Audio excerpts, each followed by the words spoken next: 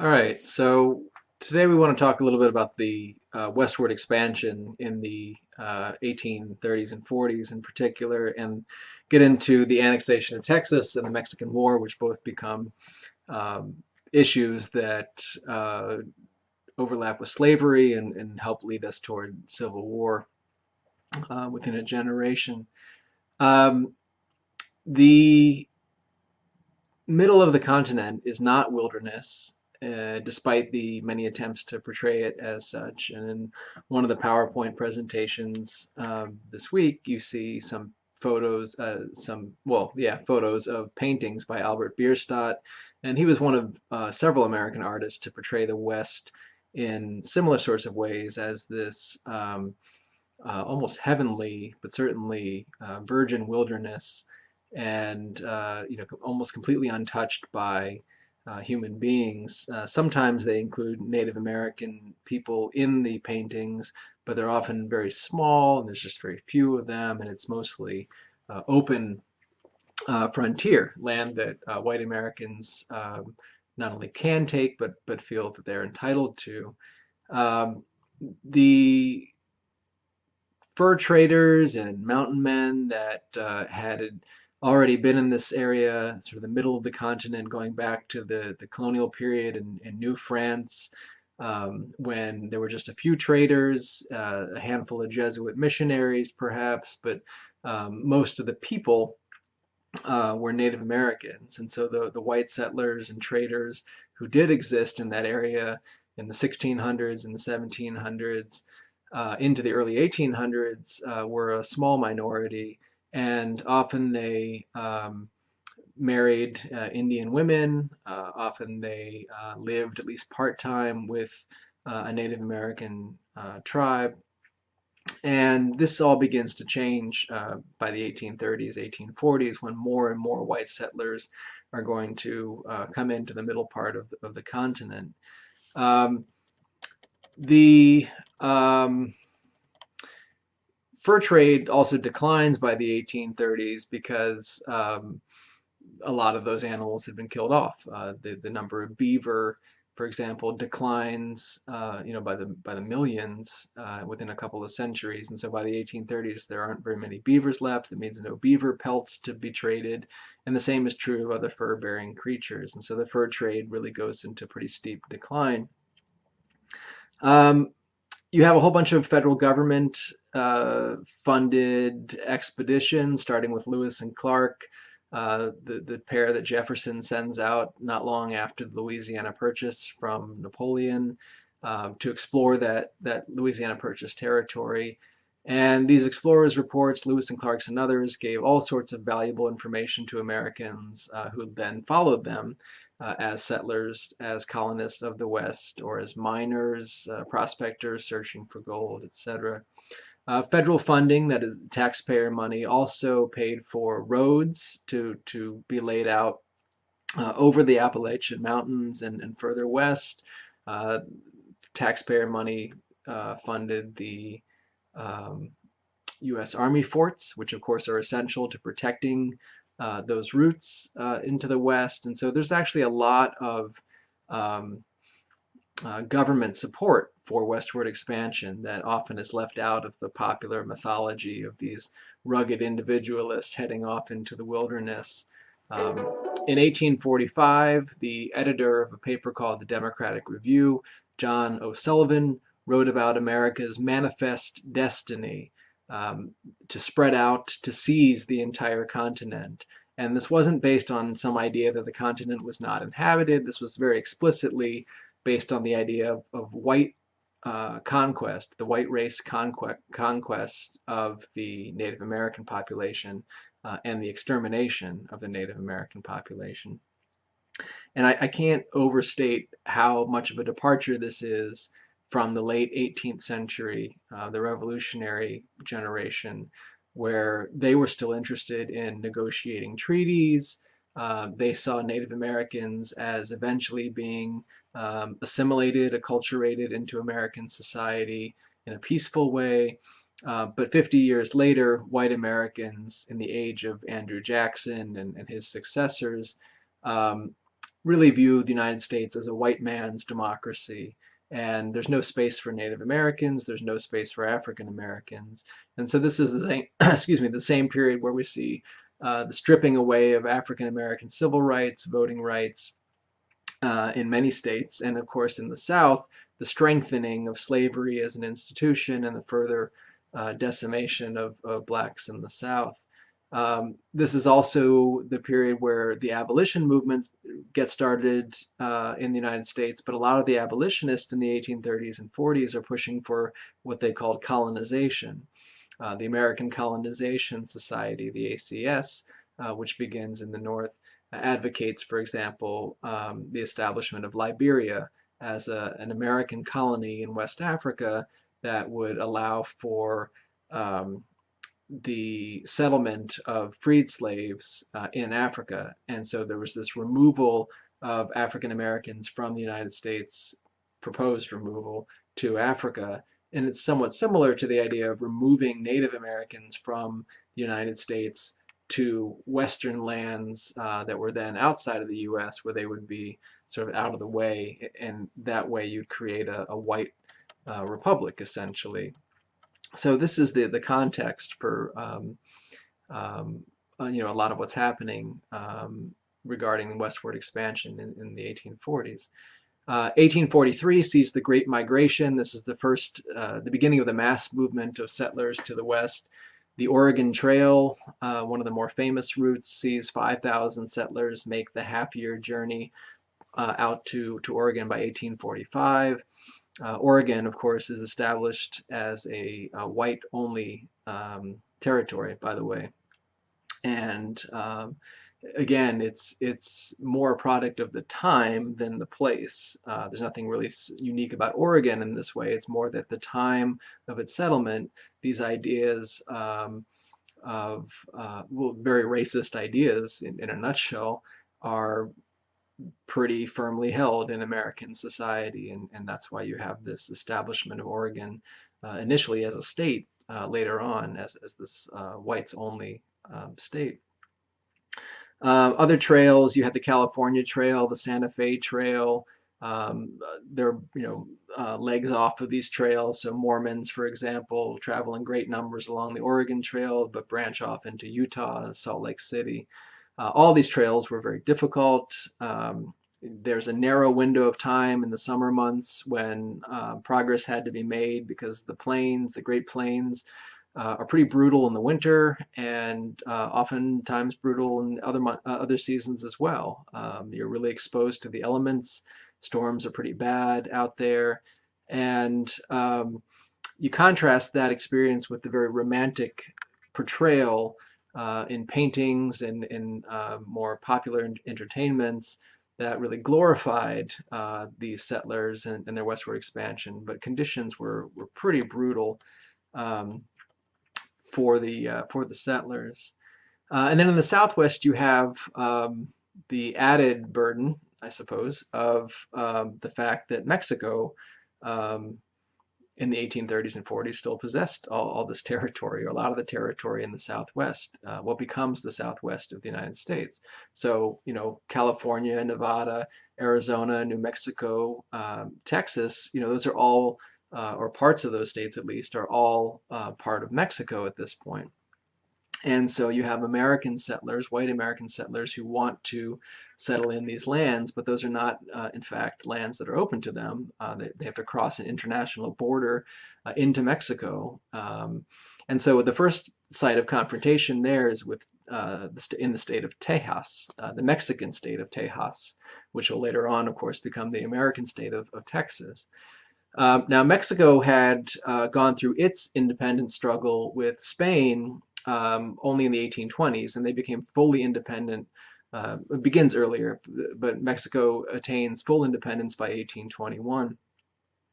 In 1824, Mexico decided to try to build up the population of some of the northern Mexican states, including Tejas. And one strategy was to increase immigration from the United States. And so American immigrants into Tejas were encouraged initially, and American settlers were offered land in Tejas, but they had to agree to adopt Catholicism, which then was the official state religion, and they had to learn Spanish. And they agreed, these American settlers agreed. But then something else happened too, and that Mexico was in the process of abolishing slavery, and in fact completed abolition by 1829. And another point here is that, as the United States sees slavery increase and strengthen as an institution in the early 19th century, other nations and empires are abolishing it. So the British Empire abolishes slavery in the 1830s. Mexico, as I just said, abolishes slavery by 1829. And so the United States is increasingly isolated, and the southern United States in particular is increasingly isolated as a slave society. By 1830, you have 7,000 American settlers, and that now is a larger population of Americans than the Mexican population in Texas. Within a few more years, you have almost 30,000 Americans, and Mexico is in increasing turmoil. The government in Mexico City is in some disarray, and there's a military coup that overthrows the government, led by a general, Santa Anna, in the mid-1830s, and this gives Americans in Tejas the opportunity they're looking for to declare independence, declare Texas to be an independent republic. This leads to this war, and initially the Mexican forces under Santa Anna achieved some victories, most notably at the Alamo, this famous standoff in San Antonio, Texas, where Davy Crockett and other sort of legendary Americans meet their end, holding out against Santa Anna's forces. But after the Alamo, Santa Anna thinks he's got this wrapped up, and instead his overconfidence proves to be a big mistake, and the Americans in Texas eventually do win Texas independence. But Texans don't want to be independent, they want to be a U.S. state. But the slavery issue becomes a problem because all these Texas settlers are slaveholders. They want to bring Texas into the U.S. as a slave state, but that's going to upset the balance between free states and slave states. And so the North is opposed mostly to the annexation of Texas, and the South is in favor. And the issue of Texas kind of gets put on the back burner for a little while. There's a depression, an economic depression in the late 1830s after the bank panic of 1837, and the depression and other problems kind of keep Texas on the back burner. But by 1844, you have President John Tyler, who is a Whig politician. But unlike most Whigs, he is pro-slavery, and he adopts a pro-Texas annexation policy during the campaign. He's running for re-election in 1844. His idea there is that he's going to gain support from Southerners, Southern Whigs, but other Southerners too, if he adopts an outspokenly pro-slavery position and supports the annexation of Texas as a slave state. But what happens instead is that the Whigs, who are mostly in the North, dump him from the ticket, and they nominate somebody else rather than their president to run for president again in 1844. They nominate Henry Clay, who was a longtime leader of the Whig Party. Clay is responsible for what we call the American system, what he called the American system, which was sort of large government support for infrastructure, building canals, railroads, roads, other institutions. He felt that if the United States was going to grow quickly economically and become a world economic power, there needed to be sort of massive public investment. And this was a Whig party idea overall, not just Clay. So Clay becomes the nominee instead of Tyler for the Whigs in 1844. The Democratic Party, the other main party at the time, was going to nominate Martin Van Buren. He was a former Democratic Party president, but they reject him in the end, and they choose a very, very pro-slavery Southerner, James K. Polk. And Polk wins the presidency. He wins the election in November of 1844. You have a gap, between the election in November and the inauguration in March in those days of the following year. And so during those months, you still have the lame duck president Tyler in office. And so what he does is he proclaims annexation of Texas through a joint resolution of Congress. This bypasses what many people thought was a constitutional requirement that treaties be approved by 2/3 of the Senate. Northerners saw this as a really underhanded move and thought it was unconstitutional.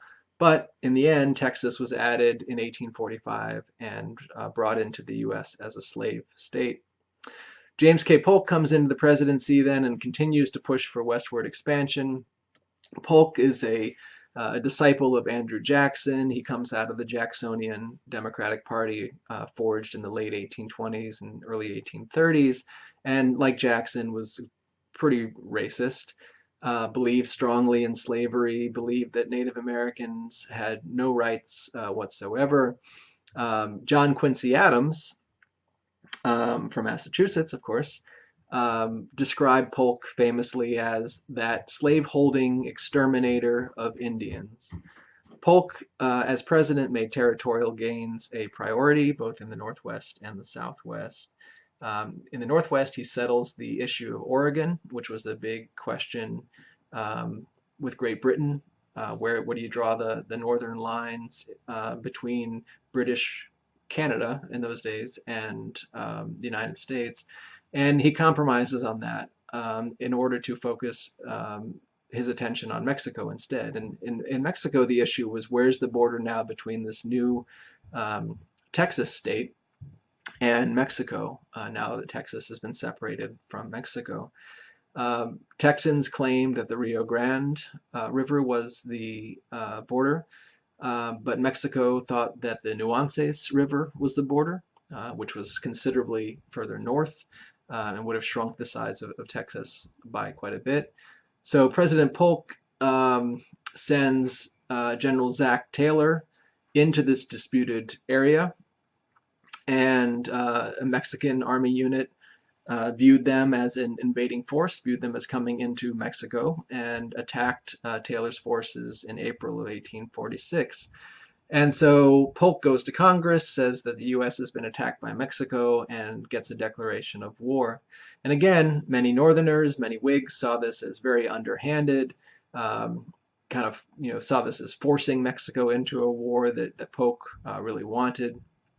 And both political parties, the Whigs and the Democrats, are going to end up splitting internally over this war. And essentially, Northern Whigs and Northern Democrats are going to unite, and Southern Whigs and Southern Democrats are going to unite. And this becomes a North versus South rather than a Whig versus Democrat issue.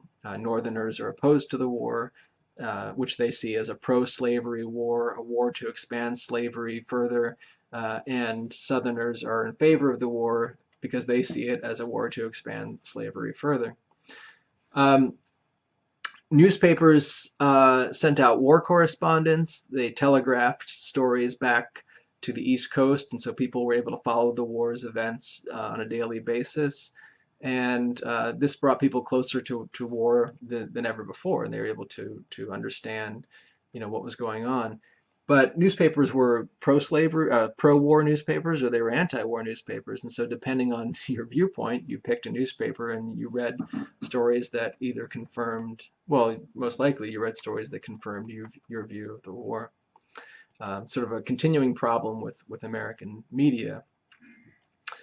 The U.S. military was pretty good in the war, and it's a very different U.S. military than during the last war, which is the War of 1812, when the British kind of made the American army look pretty pathetic. And you had some really good generals, Zach Taylor and General Winfield Scott, known as Old Fuss and Feathers. They were among the best. And a number of later Civil War generals, including Grant and Lee and Stonewall Jackson, and a whole host of others got their first experience leading troops into combat in the Mexican War. And so that war is also important for that reason. In California, a U.S. Army captain named John Fremont instigates a rebellion and leads Americans in revolt against Mexican authorities. And then finally, Winfield Scott lands at Veracruz in late 1846 and turns the tide completely against Mexico and takes Mexico City itself by the spring of 1847. So Mexico and the U.S. get together and sign the Treaty of Guadalupe Hidalgo, and this settles the Texas border issue in the U.S.'s favor, establishing the Rio Grande as the border. And it gains for the United States the Mexican territories that become California, New Mexico, Arizona, parts of Colorado, Utah, and Nevada. And basically half of Mexico, more than half of Mexico, is taken away from Mexico by the Treaty of Guadalupe Hidalgo. And this is the second largest territorial expansion, single territorial expansion, the first being the Louisiana Purchase, which was made, again, through a financial transaction with France. The second largest territorial acquisition then comes through military conquest. And again, Mexico was in a particularly unstable period, and the United States took advantage, was able to take advantage of that and take this territory. There is also later on a payment. I don't remember off the top of my head how many millions of dollars, but a payment of several $1,000,000, which I think was largely a recognition that this war wasn't a particularly just war, and this seizure of territory was sort of justified through this later financial transaction. During the war, too, there's a Pennsylvania congressman, David Wilmot, who introduces a proposal that all the new territory that's seized should be free. And very predictably, the parties divide along sectional lines. And so, again, the Northerners, whether they be Whig or Democrat, vote in favor of the Wilmot Proviso, and the Southerners vote against it. And so we see the Mexican Wars really establishing and hardening the lines between North and South, and in particular over the slavery issue.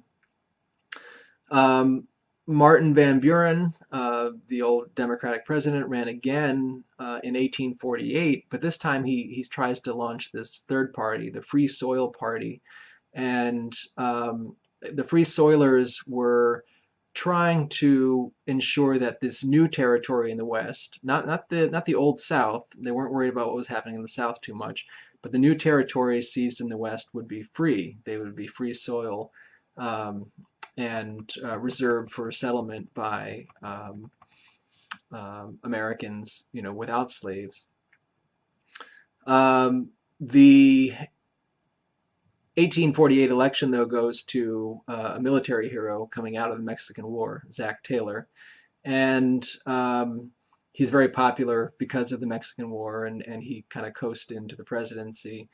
He avoided talking about slavery one way or the other. His party, the Whig Party, avoided talking about slavery one way or the other. But he dies fairly soon in office and isn't able to do much anyway, and so he's not, a particularly important president in the end. This leads us then into the Compromise of 1850, and this is the way that Congress finally comes up with a way of dealing with this territory seized from Mexico. You have these three old leaders of Congress at this point: Daniel Webster of Massachusetts, known as the Great Orator, Great Speaker. He gets together and forges a compromise with Henry Clay and John C. Calhoun, and they work out this deal to admit California as a free state, no slavery whatsoever. All the other territories seized from Mexico would be open to the possibility of becoming slave states or free states. The compromise also, though, ends the slave trade in Washington, D.C. Doesn't end slavery in Washington, D.C., but it ends the active trading, the buying and selling of slaves in D.C. This was seen as a particular embarrassment. You had a lot of foreign dignitaries, ambassadors, etc., coming to Washington, D.C., the nation's capital, and they would witness slave markets, and all the horrific scenes that you can imagine occurring in a slave market. Women being sold away from their young children, husbands and wives separated, etc. So ending that was really in everyone's interest. Southerners, even pro-slavery Southerners, didn't, want to continue to be embarrassed in Washington, D.C. in that way. The other part of the Compromise of 1850 is the Fugitive Slave Act, and this becomes very important. The Fugitive Slave Act of 1850 says that U.S. courts, rather than northern state courts, are going to handle the question of runaway slaves. So northern courts had basically been very kind to runaway slaves who made it to the north. And the idea was that U.S. courts, which were largely controlled by Southerners, because they still, had a pretty good grip on the national government in Washington, so they could appoint these federal judges. And it also establishes payments so that these federal judges have an incentive to find that black Americans brought before the courts were runaway slaves. Even if there wasn't much proof, to show that they were a slave versus a free person, there was an incentive now for the judges to return them to the South, or to send them to the South. They may not even have been slaves. They might have been free people. That happened to an unfortunately large number of people. It also then brings Northerners more fully into the slave system of the South, and they couldn't maintain the distance that they had maintained to some degree, at least before this. Now they're implicated. They're forced to, in a sense, return slaves, return people to the South. And Northerners feel like now this is a national institution more than it was before. And so the Fugitive Slave Act really pushes Northern opinion much further in the direction of abolition. And many more Northerners get interested in abolition than before. And the Republican Party then that emerges in the 1850s is going to gain strength from this. And as Northerners continue to oppose this, what they see as growing Southern control over the North, they have a new party now that they can join, which opposes that, and that's the Republican Party. The Whig Party begins to fade away because it's not as unified on the issue of slavery as the Republican Party. And so that takes us through the Mexican War and the aftermath, and how this then will impact the sectionalism and divisions leading up to the Civil War in the at the beginning of the 1860s.